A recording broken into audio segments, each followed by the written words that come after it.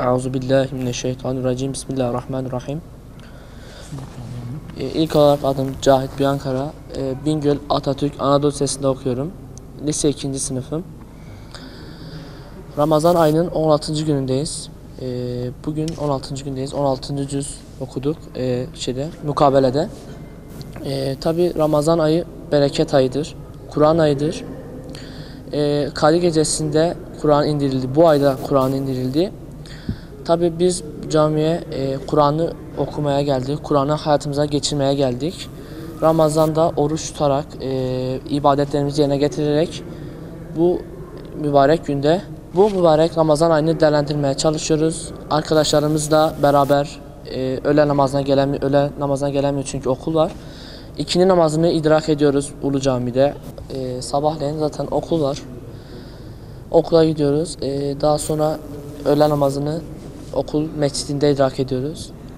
Daha sonra ise okuldan çıktıktan sonra hemen Ulu Cami'ye geliyoruz. Tabii burada istiyoruz ki bütün gençler, bizim yaşlarımız gençler, bizim yaşıtlarımız da buraya gelip mukabele dinleyip Kur'an'ı okuyup kendi hayatına geçirmesini istiyoruz. Umuyoruz. Tabii mesela örnek veriyorum, oruç tutmak sadece aç kalmak değildir. Oruç tutmak ibadet etmek demektir. Zekat vermek demektir. İbadetlerini yerine getirmek demektir. Günümüzde oruç tutmayı yatarak geçirenler var. Ben buradan onlara sesleniyorum ki tabii oruç ayını yatarak değil, ibadet ederek, Allah'a kulluk görevini yerine getirerek, namaz kılarak, oruç tutarak tabii bunu yerine getirmeliyiz. Oruç kötülüklerden arınma demektir. Kötü sözlerden arınmak demektir.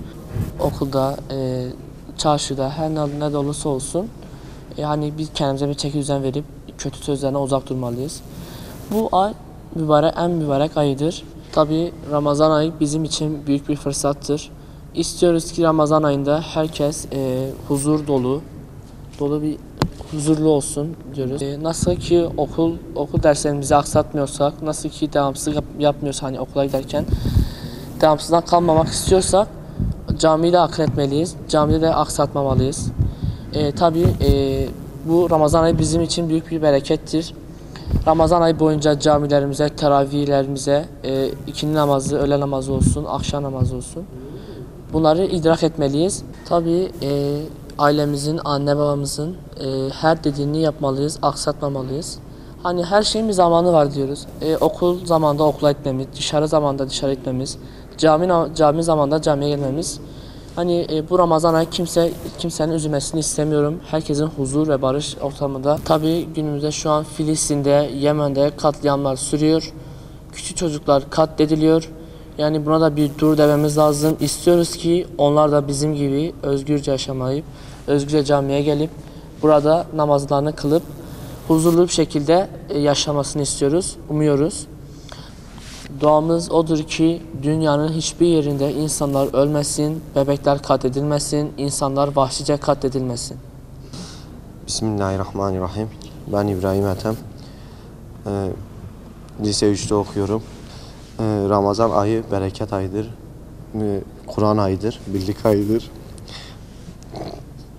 Ramazan ayında Kur'an'ı okuyacağız. Zaten Ramazan ayı demek Kur'an ayıdır. Dini İslam'ın ayıdır. 11 ayın sultanıdır. Ramazan ayında sadece Kur'an okumakla, namaz kılmakla olmuyor. Kötü sözden sakınmamız gerekiyor. Her zamanki gibi, her zaman da Ramazan ayındaymışız gibi davranmamız gerekiyor. Ramazan ayı sadece kendimizi aç tutmak değildir. Oruç insanın nefsini de terbiye etmesidir. Sadece midemizi aç tutarak terbiye etmeyeceğiz. Ağzımızı, dilimizi de terbiye edeceğiz. Ramazan ayı bereket ayıdır. Ramazanda paylaşmalıyız. Ramazan ayı paylaşma ayıdır, bereket ayıdır. Paylaşalım ki bizimle olsun, bize de gelsin. Allah ne demiştir? Bir ver, bin al şeklindedir. Peygamberimiz sallallahu aleyhi ve sellemin hadisidir de komşuya açken tok yatan bizden değildir. Ondan Ramazan ayında paylaşalım. Dostlarımıza yardımcı olalım. Maddi durumu olmayanlara yardımcı olalım. Ramazan ayında sadece yaşlıların ibadet etmesi gerekmez. Gençlerin de aynı şekilde ibadet etmesi gerekir. Gençlerin de camiye gelmesi, camide Kur'an bilmeyenlerin Kur'an'ı öğrenmesi, yani Kur'an okuyamazsanız bile dinlemeniz bile yani Allah yolunda size menfaat sağlayacaktır. Size yardımcı olacaktır. Aynı şekilde zaten şu an dünyanın her yerinde Müslümanlar zulüm görmektedir. Allah o zulümleri bitirsin. Günümüz 24 saat. Bu 24 saatte okula da ayırdığımız süreyi, yatmaya da ayırdığımız süreyi Kur'an'a da ayırmamız lazım. Dini İslam'a da ayırmamız lazım. Müslüman kardeşlerim dışarıda kahvelerde oturacağına gelip burada biraz Kur'an okusa, yani dini İslam'ı öğrense daha iyidir. Kur'an öğrenmeyenler, bilmeyenler de burada müracaat etseler herkesin onlara yardım edeceğinden eminim. Orada orucun etkisiyle dilimize sahip çıkmalıyız. Küfre, haksız söze yani söylemememiz gerekiyor. Ramazan mesela okuldan çıkıyoruz, camilere gelmemiz lazım, mukabeleler okunuyor. Cemaatlerle namaz kılmamız lazım, vaizler konuşuyor, vaazları dinlememiz lazım. Bunlardan feyz alıp bir şeyler yapmaya, kendimize katmaya gerekiyor. İnsan kendini geliştirmesi gerekiyor. İnşallah Allah'ın izniyle şu an dünyada olan ölümler, Müslüman kardeşlerimizin yaşadığı zulümler inşallah bu Ramazan ayı vesilesiyle son bulacaktır.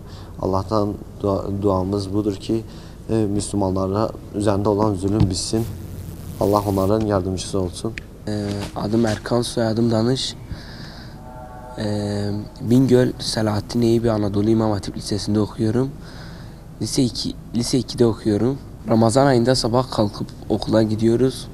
Okulda Ramazan ayının içerisinde olduğumuzu unutmamamız lazım. Arkadaşlarımıza kötü laflarda bulunmamamız lazım. Arkadaşlarımızla iyi geçinmemiz lazım. Oruç olduğumuzun farkına varmamız lazım. Dediğim gibi arkadaşlarımızla iyi geçinmeliyiz.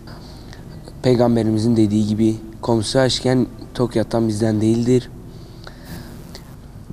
Bazen dışarıda oruç tutmayan arkadaşlarımı görünce üzülüyorum. Yani kendi adıma üzülüyorum çünkü Ramazan'ın ne olduğunu farkında olmayan arkadaşlarımız var. Onlara bu yolu göstermemiz lazım.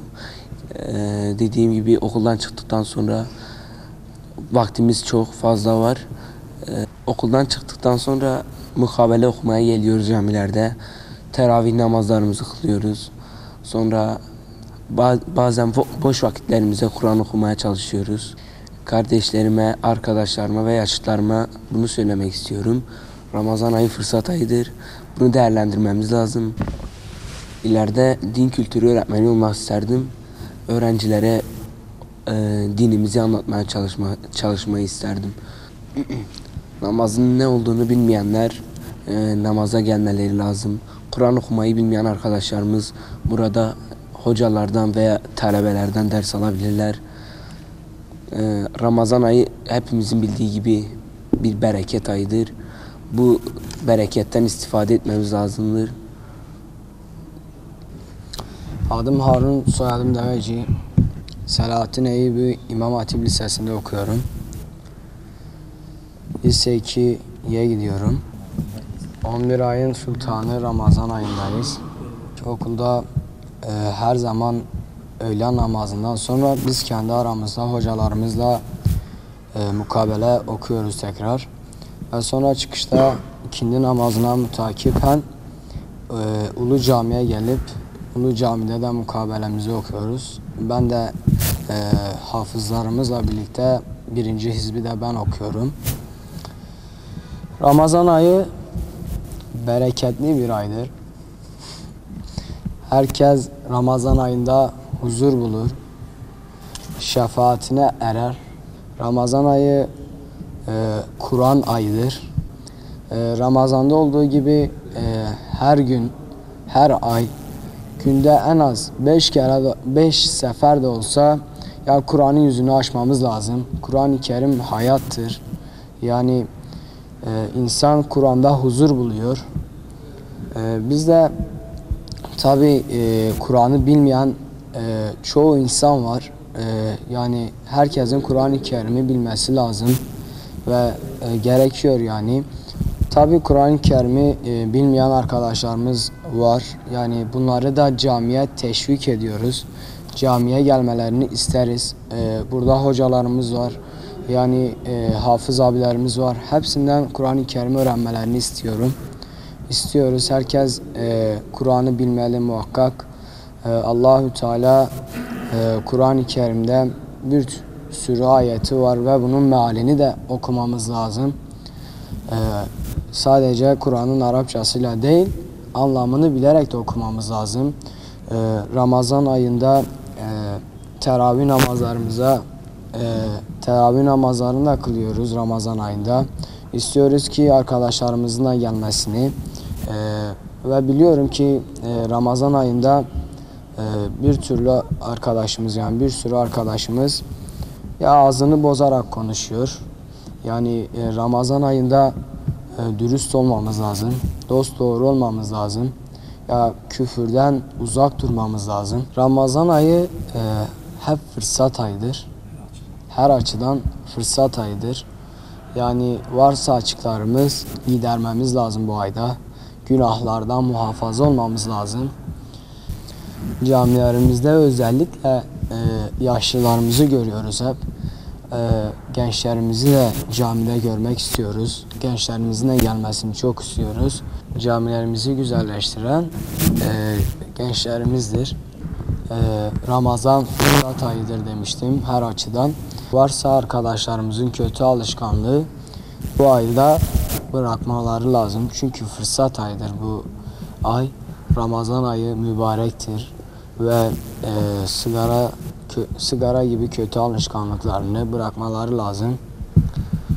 12 ayımızda hayatımızı Ramazan gibi geçirmemiz lazım.